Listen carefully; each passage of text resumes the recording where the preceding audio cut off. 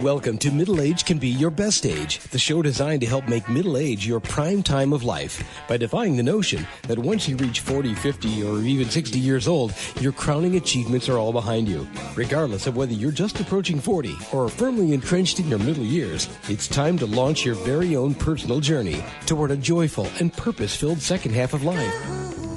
Each week, host Roy Richards, an expert on midlife renewal and author of A Midlife Challenge, Wake Up, will discuss the challenges common to middle age and help guide you to a brighter tomorrow.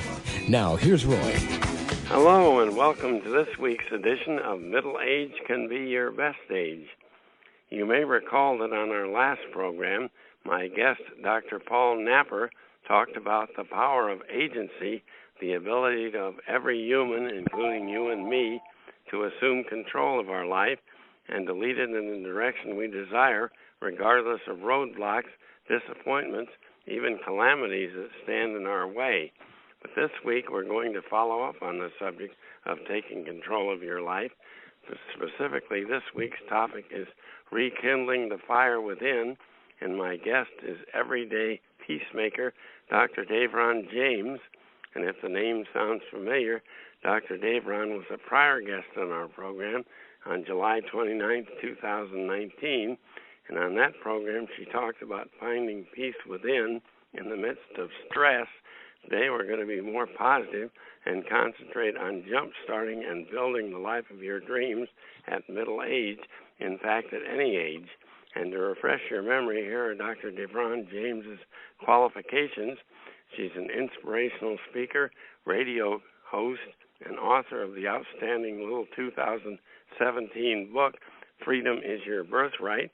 She's founder of Everyday Peace, a platform that inspires others to build the life of their dreams, no matter what shows up, good, bad, or in between. She earned her doctorate in pharmacy from Creighton University and continues to serve as a pharmacist along with her personal development message. And she's served 27 years of clinical practice. And oh, by the way, Dravon James also pursues her passion as an actress, including a recurring role on HBO's acclaimed series The Wire. And perhaps most important of all, Dravon is a wife of 23 years and a happy mother of 2 teenagers. And as most of us know, parenting of teenagers is a full-time job unto itself. And hello, Dr. Dravon. I don't know how you found the time for us, but welcome back to Middle Age Can Be Your Best Age. Roy, it's a pleasure to be here. Thank you for having me. Well, we learned from your extended bio on your website that your life has not always been peaches and cream. Tell us about some of the challenges you faced as a child and young adult, and more importantly, how you were able to overcome these obstacles to pursue your dreams and to educate, empower, and inspire others to do the same. Oh, thank you for asking that question, Roy. You know, and as you mentioned in the bio, I have had pretty much what they would say coming up on the rough side of the journey. Born in Chicago, in the south side of Chicago, and in impoverished conditions, and some of my childhood included a stint of homelessness as well as when I was in college for a bit of time. But I can honestly say that one of the principles that I have patterned my inspirational career, speaking career after, is this notion of everyday peace, wholeness, completeness, nothing missing, nothing broken. It may sound pretty simplistic, but it also includes this philosophy that everything that shows up in our journeys is shown up for one reason, and that is to bow down and serve us as we consciously create the life of our dreams, and in this case, pursue the passions of our choice. So yes, you know, there was roughness, there was a difficulty with my health and failed pregnancies, and there were career challenges, you know, and of course, you know, I've been actually married now 24 years, and the 24 years, you would like to say, you know, 24 years, it's not all been rosy.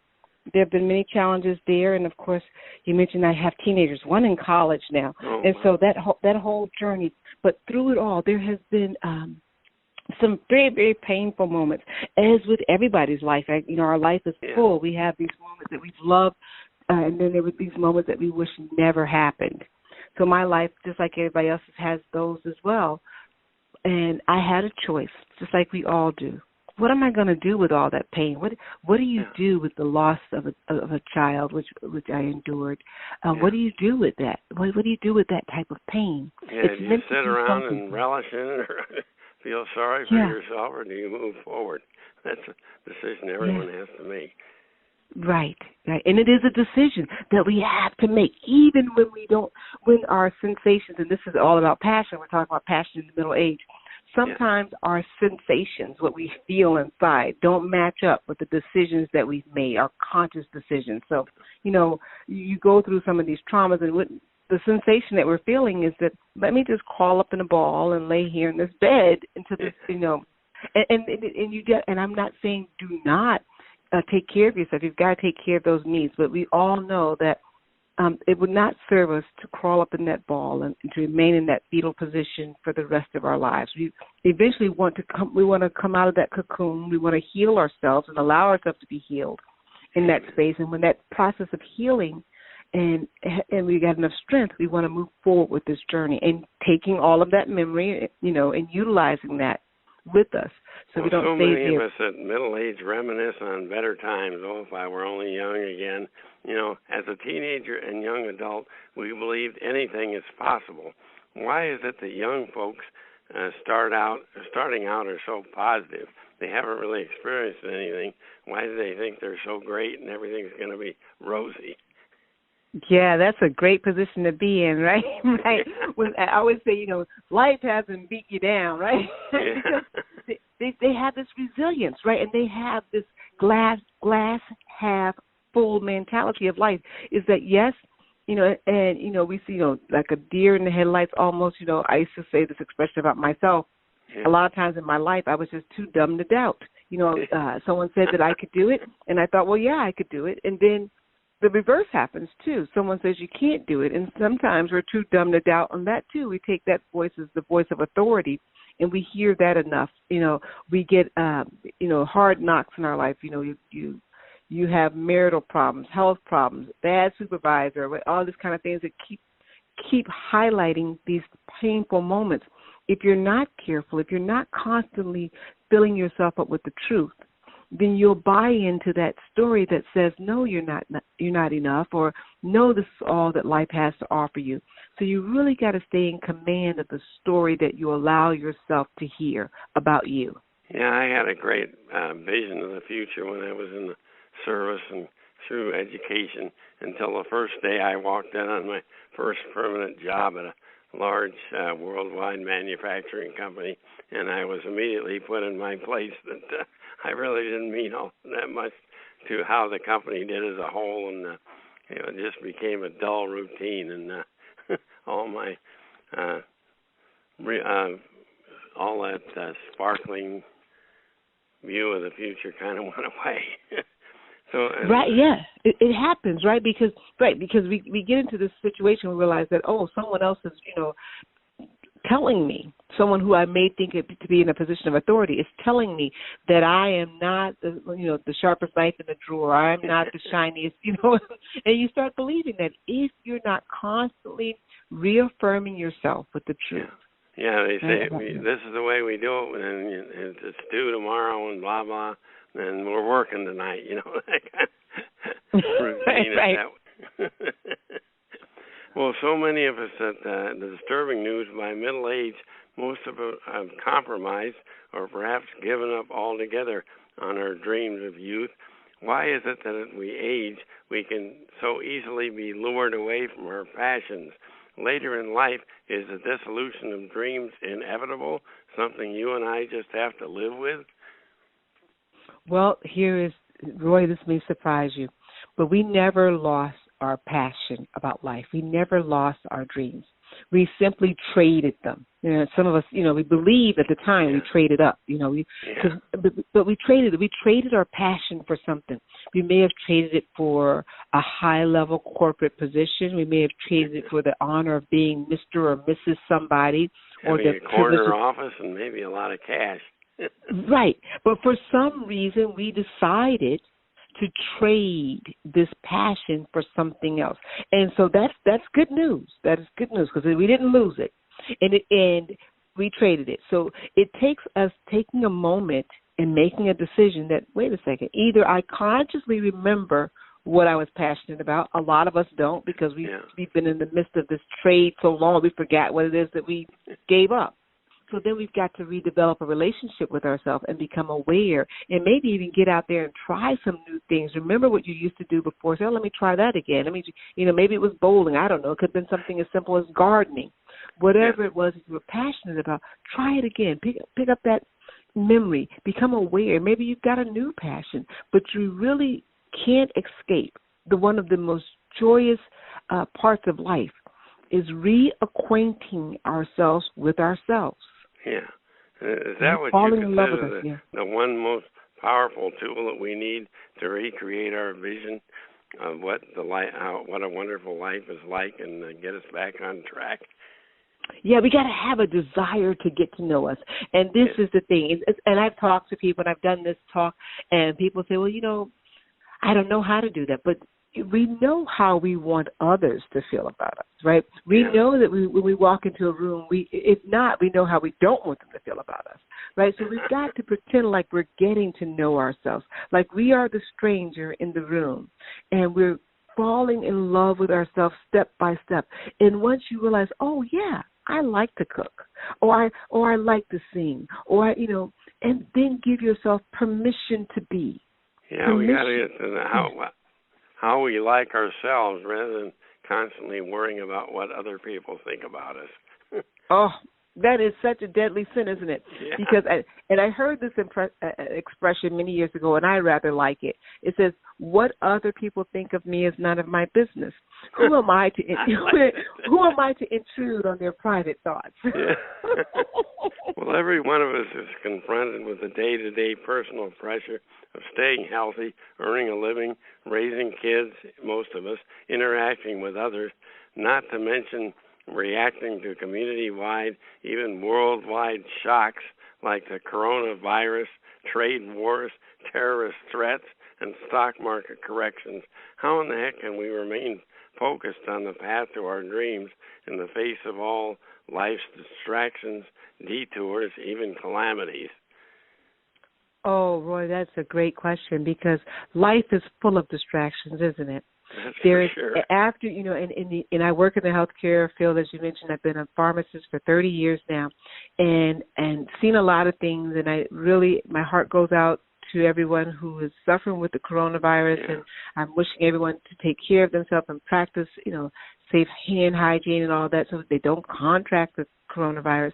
But what I do know about life is this: once we pass through this coronavirus, there'll be another distraction that will come. And after that distraction, there'll be another distraction. So we really have to move beyond distractions with our mature minds and say, okay, I understand that life is dynamic, and I'm not going to be able to do anything about the things that I can't do anything about. Yeah, that's for sure. But I will accept responsibility, gladly accept responsibility for getting to know me. Because in all of this, once we get, a few years ago it was the swine flu, and we've been through this. If you live long enough, there's always another adventure behind this adventure. Yeah. But through it all, what remains unchanged and the same is that we are responsible for developing our lives and rekindling that passion for our life experience, for our life's journey. Yeah. Well, in an introduction to your book, Freedom is Your Birthright, you inform us that all of us are free, regardless of past or present circumstances. How would you define the word freedom, and what does it mean to be free? Can a person sentenced to life in prison without parole still be free? Oh, that is a great question. So in the book, I define two freedoms. There's the external freedom, and we're talking about the person in prison. I mentioned in my book, I talk about a person who's in prison. And so that's an external freedom that has been taken. And we know here in America, we have lots of external freedoms that other countries may or may not have. So those are external freedoms. And what we know about those, they're great to have. None of us would voluntarily give away our external freedom. But we freely give away our internal freedom. And this is what I want to say about that.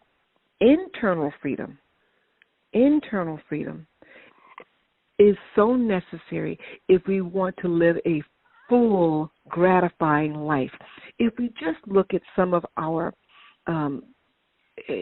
entertainers that are no longer with us, and one of my favorite entertainers was Whitney Houston, had a lot of external freedom. She had all the things externally, but there was an internal plaguing, right? We don't know what it was, but it led to her demise, right? Yeah. And so inside of each of us, we have this internal being that we are free to perceive the world the way that best serves us, meaning that two people can view the same event,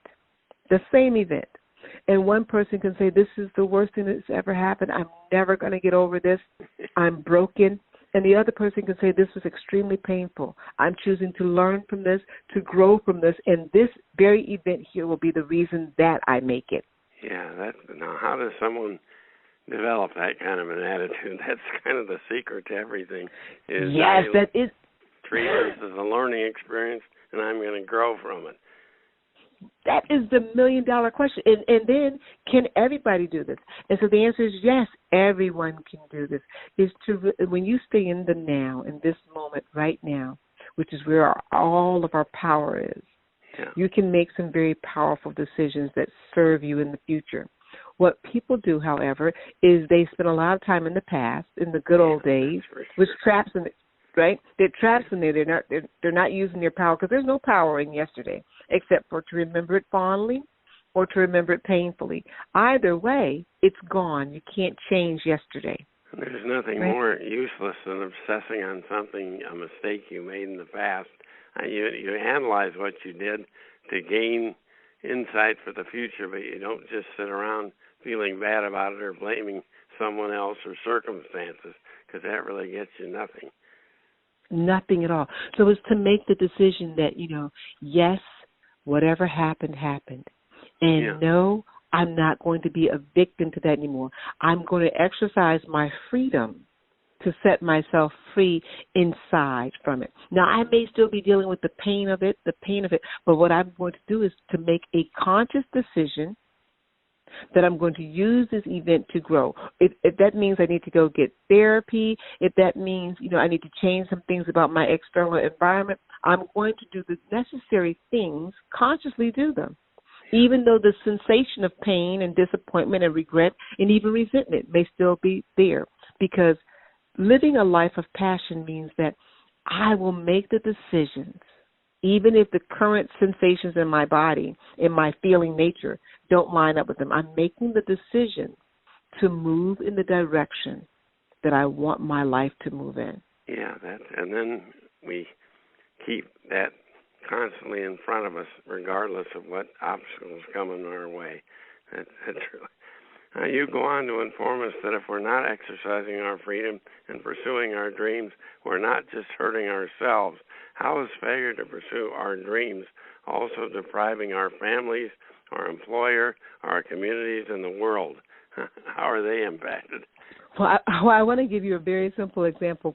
My daughter, who's now 19 years old, in college now, when she was born, I took a look at her and I said, well, if I don't pursue my passion of wanting to develop my career as an actress, how will I ever tell her that she could do anything that she wants to do? She was not even 6 months old. And I had began this love of acting when I was in the third grade. Went on to college and studied pharmacy, went on and got a doctorate in that.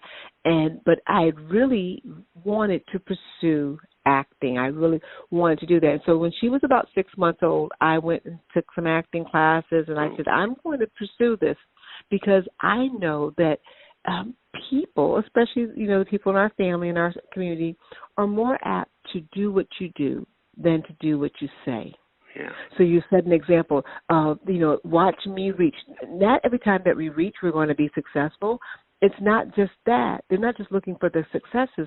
They're looking for the pursuit of happiness. How do I pursue my passion? When we model that for people in our homes, for people in our community, for the world at large, we become an environment where people are more in a happier state because they're pursuing their passion. They're not stuck in mediocrity. Yeah, well, I guess we better get started right away since we're hurting others as well as ourselves. And That's right. One of the most requested speech topics on your website, drdravonjames.com, is improve the quality of your life now. And from that topic, what is the simple pathway to utilize the most powerful tool of our time to create the life of your dreams? I know that's listed as one of the topics. Right. So, and one of the most powerful things you can do is your self-talk. Oh, yeah. Because that's a conversation that you can't get away from. You know, if you're talking to someone on the telephone and you're tired of that conversation, you'll make a polite excuse and you'll end that conversation. If you're, in a dialogue with someone over the internet, you'll end that dialogue. But that dialogue that goes on between our ears is perpetual and is ongoing. And sometimes, believe it or not, it is the harshest conversation that we'll have because we're super critical of ourselves. We believe that we can get better through criticism, and nothing could be further from the truth. Nothing can be further from the truth. When we criticize ourselves, what that causes the ego to do is become, I use this example, a virus is so hard to treat because they say viruses are intelligent. They mutate and they change so that, once you think you got something to kill it, it changes. The ego is much like that. Once your self-criticism becomes so toxic, you think, okay, I'm going to change. And the ego just changes and shifts so that you can't see the self-criticism that much. It hides and it becomes more toxic to you. And so then you're afraid to try anything new because you don't have confidence in yourself. You don't, and who's done that to you? You've done it to yourself through this desire to correct our behavior through criticism. So listen to your self-talk. Avoid self-criticism at all costs. Now, that doesn't mean that we don't try to become the best individual that we could possibly be. We're honest with ourselves. You say, hey, that wasn't the nicest way to speak to someone. Perhaps next time when you're frustrated, you'll take a moment, take a couple of deep breaths, excuse yourself, take a walk. We give ourselves suggestions, but we talk kindly. We never say, oh, there you go again. You're such an idiot. Never do that stuff. Avoid that. You're only killing your passion. Yeah, that's so killing true. Your chances of happiness, authentic, genuine happiness. Well, is it possible to transform so-called mistakes and failures in our own minds, at least, into opportunities? And how do we do that? Yes, it's possible, and I love how you put that in our own minds, because there's really no such thing as a mistake or a failure. I remember reading somewhere that someone said, I think it was about the light bulb, and I think it's Edison, that, I only figured out 9,900 times or 999 ways not to do something. Yeah, right? I remember and that. So it's all just information. That's it. It's just information. And so when we look at it like that, we say, you know what, guess what I got? I got some more information. One of the things I get a lot when I work with people is that they're so remorseful of how their relationships are going or how they interacted. I said, so now you have information about how you behave when you haven't eaten in 12 hours. So we're going to avoid that. Or how you behave when you only sleep 2 hours or 4 hours a night. So we're going to try to fix that. So you're getting information about yourself. Yeah. Information is power if you choose to use it constructively. Yeah. Well, when you were here last July, we highlighted your acclaimed book, Freedom is Your Birthright, but I'd like to promote it again. And your book promises to teach us how to attain internal freedom, as you know, an essential ingredient to everyday peace. What are some of the tools your book uses to help readers uncover, implement, and take advantage of this internal freedom? Oh, one of the great tools about this book, first of all, I have to say it's a tiny book. So it's under 100 pages on purpose because I really want people to read it from cover to cover and then utilize it as a tool. Go back to it and say, oh, yeah, I remember I read about that. So the book has tiny little exercises in it that are user-friendly. It's not going to take you, a lot of time. There are things that you can do right in the midst of your everyday activities to really help you to restructure your pattern, the way you process things, and the way you maneuver in your world.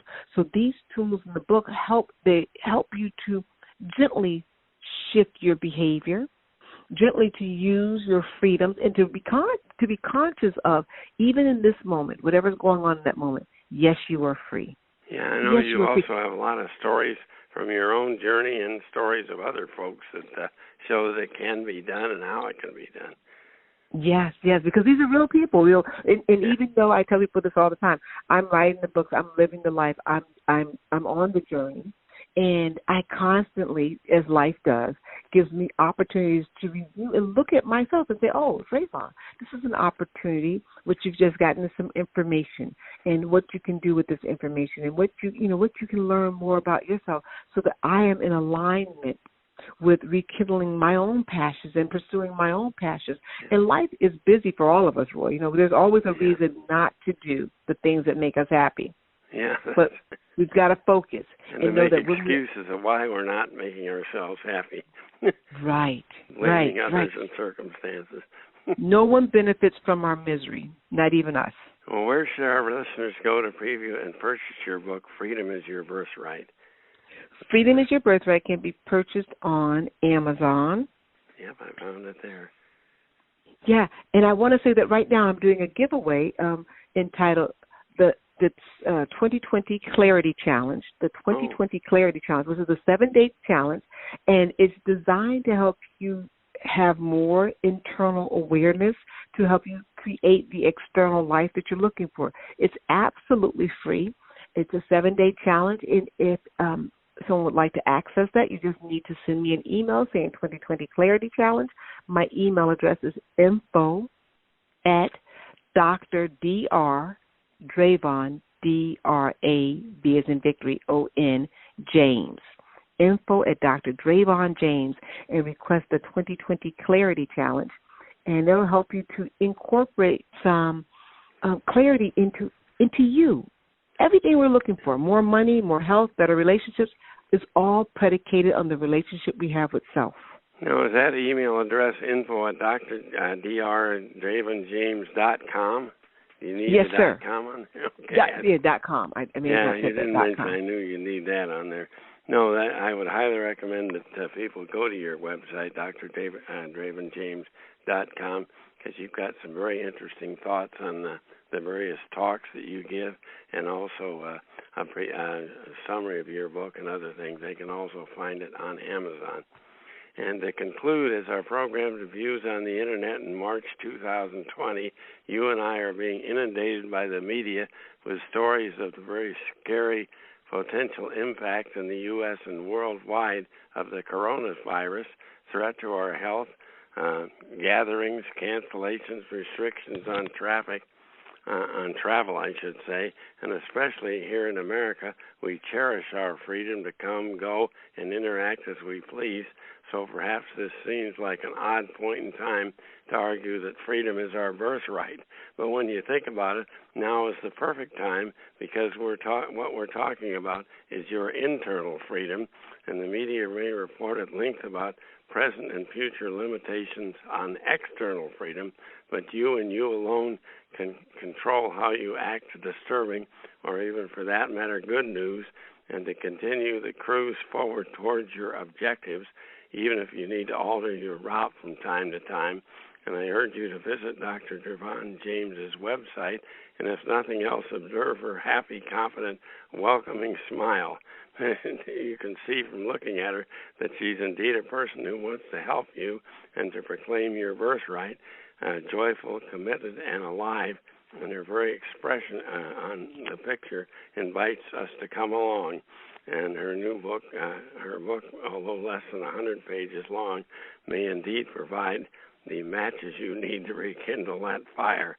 And as covered in Dr. Dravon's book, Freedom is Your Birthright, for every question or doubt that you may have about creating the life of your dreams, the answer lies within you.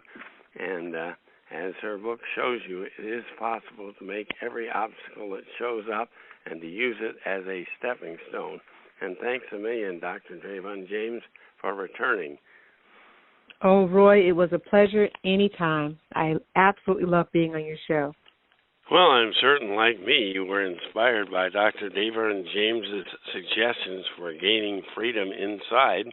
And on this program, we concentrate on positive actions you and I can take to make middle age our best age. And our focus is not on world events, politics, disagreements we all have on that, and pandemics like the coronavirus. Heck, you can learn more than you'd ever want to know about the threat and how you should react on the 24/7 cable news networks, or just turn on the radio or read your paper. But to close today's program, I'd like to mention one small positive aspect of the outbreak as it spreads. The disruption in our normal routine, be it from cancellations, closing, or your family's conscious decision to limit physical contacts outside the home, may be the ideal time to change your own behavior, to discontinue those bad or unfortunate habits and interactions that are causing more harm than good. In fact, the coronavirus break in routine may present a far better opportunity for new resolutions than does New Year's Day. And nearly everyone, and that includes you and me, wants to make some kind of life change. But as you're well aware from the annual New Year's ritual, there is a painful gap between the changes we want to and resolve to make and what we actually accomplish. Well, I have a possible answer during this period when we're forced to make some changes, like it or not, and that's to take tiny steps. That's the suggestion of Dr. B.J. Fogg, and that's Fogg with 2 G's, and no, he's not in one, founder and director of Stanford University's Behavior Design Lab, and his ideas were taken from an article he wrote in the January 4th, 2020 Wall Street Journal, and Dr. Fogg contends that to be effective, change doesn't have to be hard at all and shouldn't be. That sounds good, doesn't it?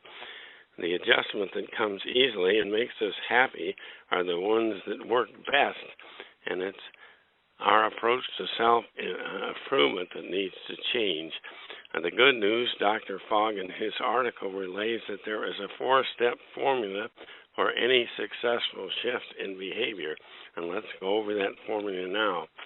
To instill a habit, a good, positive, new habit, the first thing you need is motivation. So pick a behavior that you want to do rather than one you merely feel obligated to do, something that really will change your life for the positive. And here's the second key: make the change simple and small at first. Third, you need a personal prompt. Identify a way to reliably trigger the behavior. And the fourth and final step, celebrate your new improved habit so that your brain associates it with positive feelings. Dr. Fogg's research team, believe it or not, has tested this 4-stage approach with more than 40,000 folks over the past decade. That's a pretty good sample, isn't it? And here's an example. A busy mom named Amy needed to manage distractions to stay focused on essential tasks. Sound familiar? It's a lot like all of us, isn't it? The habit she initially designed was just to write one essential task on a Post-it note and stick it on her car dashboard, so she saw it every weekday morning when she dropped her daughter off at kindergarten. And if you don't get in your car the first thing every morning to go to work or whatever, you can post it somewhere handy in the house where you're bound to see it. Perhaps in the mirror when you're looking to apply your makeup or comb your hair, or perhaps on the refrigerator. And heck, in these pandemic days, you may not go out that much in the car, so be sure it's posted somewhere where you'll see it. And the fact is, by continually seeing this postage note, Amy quickly felt successful, celebrated her success, then moved on to accomplishing the task listed on the post-it, and then others. And the bottom line, Amy ultimately used the same principles to build a successful small business. And notice her first celebration of success was just that she had posted those notes on her dashboard. It wasn't that she actually accomplished what the note suggested. So you can really start small. With additional coronavirus-induced downtime and or forced behavior modification, this simple 4-step formula can work for you. First, don't think you will have to create motivation. Choose good habits that you already are eager to adopt. Second, go tiny, as Dr. Fogg puts it. Why? Small is successful and sustainable because it is simpler. So start by designing a prompt. We respond almost automatically to hundreds of behavioral prompts each day that we barely notice. For example, when you notice a few drops of rain on your arm, you either go inside, put on your hat, or open your umbrella. And the best way to prompt a new habit is to anchor it to an existing routine in your life, whether it's flushing the toilet, shaving, or applying makeup while looking in the bathroom mirror, or perhaps making your morning coffee. As you try each new habit, celebrate immediately. Cause yourself to feel good in the exact moment, whether it's an inward good job or an external fist punch. You will deliberately reinforce the habit by tapping into the reward security of your brain, causing it to recognize and encode the sequence of behavior you just performed. And the more intense the positive emotion, the faster your new behavior will become automatic.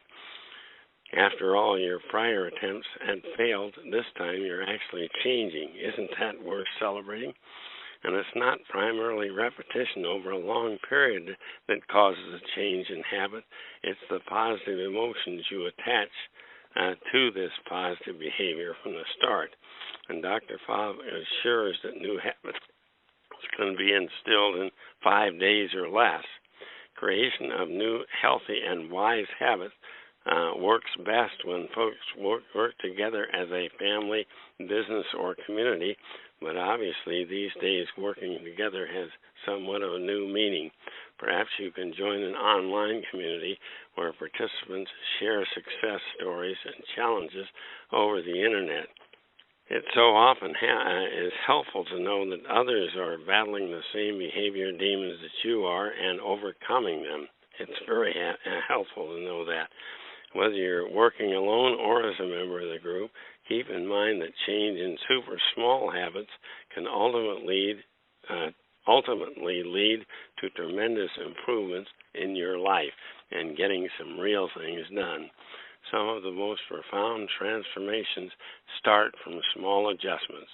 And because of the coronavirus, March Madness canceled, NBA, NHL, and MLB action is on hold, and probably along with your kids' sports and activities and your meetings and social gatherings. So instead of sitting around bored and disgruntled, what a perfect time to concentrate on changing your life once and for all for the better. And it's best to begin with tiny, and as you succeed with the small, emphatically celebrate your success, then move on to the next, perhaps harder but clearly achievable, and you'll ultimately celebrate the coronavirus that it made you pause.